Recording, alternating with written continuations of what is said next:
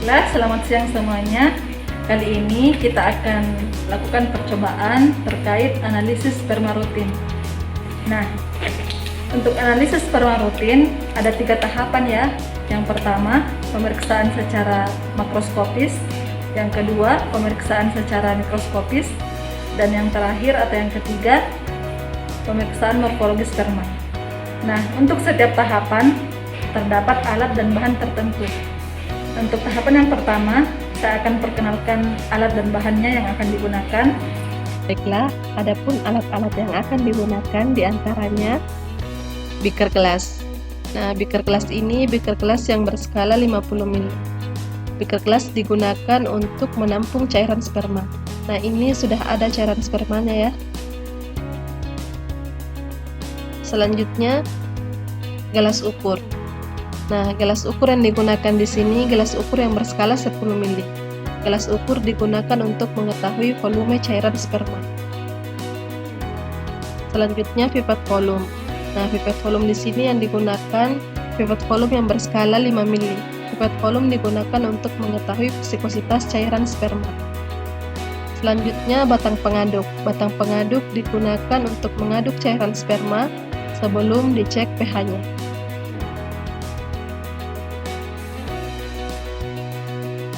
Selanjutnya, kertas pH. Nah, kertas pH digunakan untuk mengecek pH dari cairan sperma. Kemudian, latar putih. Latar putih digunakan sebagai latar untuk mengetahui warna dari sperma itu sendiri. Adapun bahan yang digunakan yaitu cairan sperma. Selanjutnya kita melangkah ke prosedur kerja. Nah, prosedur kerja pada percobaan ini terdapat 3 tahapan. Yang pertama, tahapan pemeriksaan sperma secara makroskopis. Yang kedua, tahapan pemeriksaan sperma secara mikroskopis. Dan yang ketiga, pemeriksaan morfologi sperma. Nah, untuk pemeriksaannya kita berdasarkan seminogram analisis sperma rutin ya. Nah, ini seminogramnya. Tahapan yang pertama, pemeriksaan sperma secara makroskopis. Adapun parameternya yang pertama, pemeriksaan volume cairan sperma. Nah, caranya cairan sperma yang ada pada beaker gelas dituangkan ke gelas ukur untuk melihat volumenya. Cara menentukan volumenya berdasarkan meniskus bawah dari cairan sperma. Jadi kita menggunakan meniskus bawah karena cairan ini bening ya, cairan sperma berwarna bening dan tidak memiliki meniskus atas.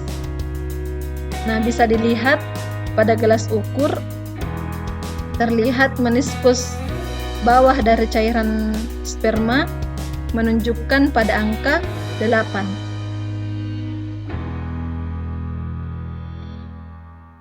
Bisa dilihat ya, meniskus bawah pada cairan sperma di gelas ukur ini menunjukkan pada angka 8. Nah, kita menggunakan gelas ukur yang berskala 10 ml. Selanjutnya, parameter yang kedua, mengecek pH dari cairan sperma. Nah, caranya, sperma yang ada pada gelas beaker dicelupkan kertas pH. Cara mencelupkannya, dicelupkan secara keseluruhan ya kertas pH-nya. Nah, sebelumnya diaduk terlebih dahulu. Jadi sebelum dicelupkan kertas pH, diaduk terlebih dahulu. Kemudian dicelupkan.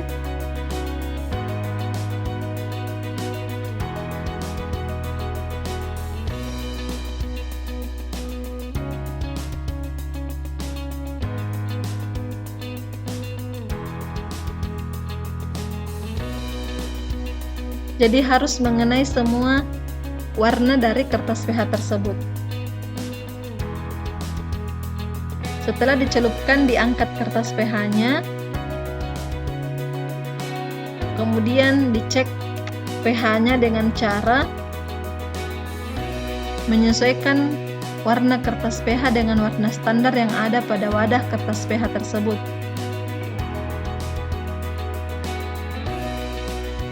Dilihat ya, warnanya disesuaikan dengan warna standar yang ada pada wadah kertas pH.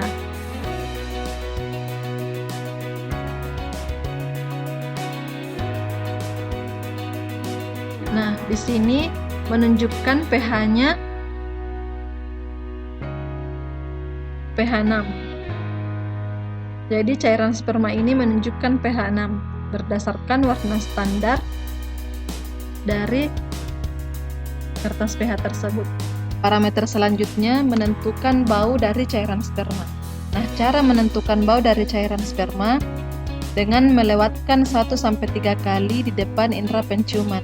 Jadi cairan sperma dilewatkan di depan indera penciuman 1-3 kali ya. Nah, bau dari sperma yang normal itu baunya berbau kaporit. Nah, adapun sperma yang abnormal berbau amis, dan ada juga yang berbau obat-obatan bagi yang sering mengkonsumsi obat-obatan. Parameter selanjutnya menentukan warna cairan sperma. Nah, cara menentukan warna cairan sperma, terlebih dahulu kita menyiapkan latar putih. Nah, latar putih yang digunakan di sini bisa berupa kertas putih yang kosong. Nah, bisa juga latar hitam. Tapi di sini kita menggunakan kertas putih yang kosong ya. Jadi caranya, cairan sperma yang ada pada beaker gelas diletakkan di depan latar putih tersebut. Kemudian diamati warnanya. Nah, warna dari cairan sperma yang normal itu berwarna keruh keabuan. Bisa dilihat ya, nampak warna dari cairan sperma tersebut keruh keabuan. Parameter selanjutnya menentukan viskositas cairan sperma dengan menggunakan metode Caston. Nah, metode Caston menggunakan pipet khusus. Di sini kita menggunakan pipet berskala 5 mili. Selain itu, kita juga menggunakan stopwatch. Nah, adapun prosedur kerjanya, cairan sperma yang ada di dalam beaker gelas dipipet dengan menggunakan pipet bervolume berskala 5 mili. Setelah cairan sperma dipipet, pipet tersebut diposisikan secara vertikal dan ujungnya ditutup untuk menghindari cairan sperma menetes. Ujung pipet dibuka bersamaan dengan dinyalakan stopwatch. Nah, saat tetesan pertama, stopwatch di-off-kan. Jadi, viskositas dari cairan sperma berdasarkan berapa detik waktu yang diperlukan dari tetesan pertama cairan sperma setelah ujung pipet dibuka.